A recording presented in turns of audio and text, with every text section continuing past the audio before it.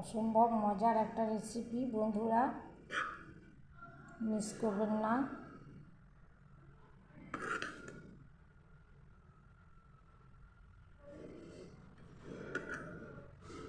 সবাই ভালো থাকুন আর সুস্থ থাকুন। আজকের মতো আসি। আল্লাহ। আসসালামু আলাইকুম। রূপা রান্নাঘরে সবাইকে জানাই স্বাগত। চলে এলাম একটা নতুন রেসিপি নিয়ে। এখানে আমি নিয়েছি বাসমতি চাল। আপনারা বাসমতি চালের বদলে গোবিন্দভোগও নিতে পারেন। এখানে আমি পরিমাণ মতো বাসমতি চাল নিয়েছি। আপনারা পরিমাণটা বাড়িয়ে বা কমিয়ে নিতে পারেন, যেমন বাড়িতে সদস্য থাকবে। আমার দুজনের মতোই করব। প্রথমে আমি বাসমতি চালকে 2-3 বার জলে ধুয়ে পরিষ্কার করে নেব। দিয়ে আমি কম করে আধ ঘন্টা ভিজিয়ে রেখে দেবো, তাহলে ভাতটা ভেঙেও যাবে না, ভাতটা খুব ভালো হবে। আর 3-4 বার আমি এভাবে জল দিয়ে কাচলে কালে চালের মধ্যে অনেক নোংরা থাকতে পারে, নোংরাটা পরিষ্কার হয়ে যাবে। এভাবে ধুয়ে ফেলে দেবো। ফিরে আসছি আধ ঘন্টার পর। হাঁড়ির মধ্যে আমি দিয়েছি পরিমাণ মতো জল, দিয়েছি তেজপাতা, এলাচ আর দারচিনি। খুব ভালো করে আমি 10-15 মিনিট ফুটিয়ে নিয়েছি। কালারটাও খুব সুন্দর চেঞ্জ হয়ে গেছে আর খুব সুন্দর একটা ফ্লেভার বেরোচ্ছে। এবার আমি দিয়ে দিচ্ছি বাসমতি চাল।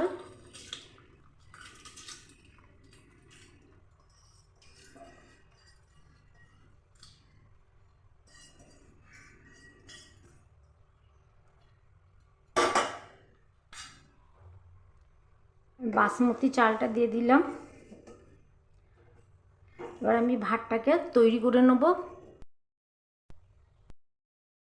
এবার আমার ভাতটা সেদ্ধ হয়ে গেছে। এখানে আমি 75% মতো কুক করে নিয়েছি। এর থেকে আর বেশি করব না, তাহলে ভাতটা নরম হয়ে যাবে, গলে যেতে পারে। এবার ভাতের ফ্যান ঝরিয়ে নেব। এবার একটা কড়াই চাপিয়ে দিচ্ছি। কড়াইয়ের মধ্যে দিয়ে দিচ্ছি আমি গাওয়া ঘি। এখানে আমি নিয়েছি কাজু,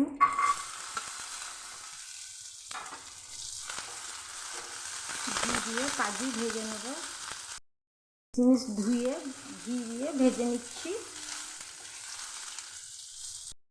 কড়াইয়ে দিয়েছি আরও 2 চামচ ঘি। এখানে আমি একটা পেঁয়াজকে কুচি কুচি করে কেটে নিয়ে বেরেস্তা তৈরি করে নিচ্ছি। পেঁয়াজ লাল করে ভাজা হয়ে গেছে। এখানে আমি আনারস কেটে কুচি কুচি করে কেটে নিয়েছি, আলু ভাজার মতো। এভাবে ঝিরি ঝিরি করে কেটে নিতে হবে। এবার আমি বেরেস্তা ভাজার মধ্যে দিয়ে দিচ্ছি।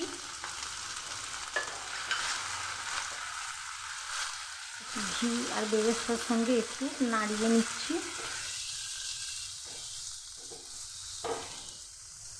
এবার আমি দিয়ে দিচ্ছি বাসমতি চালের ভাত।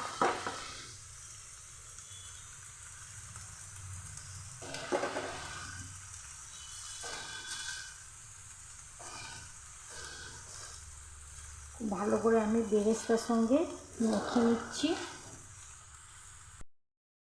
এবার একে একে দিয়ে দিচ্ছি কিশমিশ ভাজা, কাজু বাদাম ভাজা,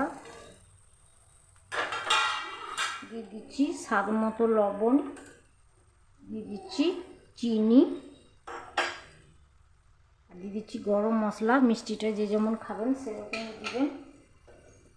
এখানে আমি দিয়ে দিচ্ছি দুধে ঘোলা কেশর, কেশর দিয়ে দিচ্ছি। সব কিছু আমি ভালো করে এভাবে মেখে নিচ্ছি।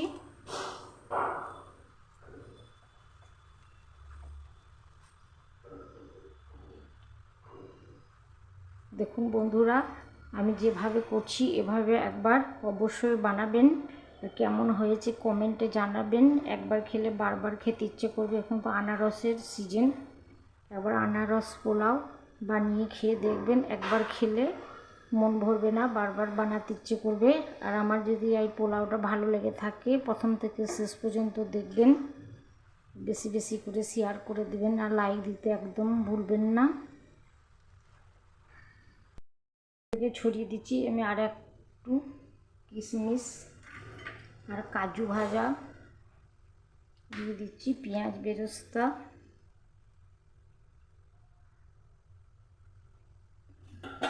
আর আমি দিয়ে দিচ্ছি একটু আনারস,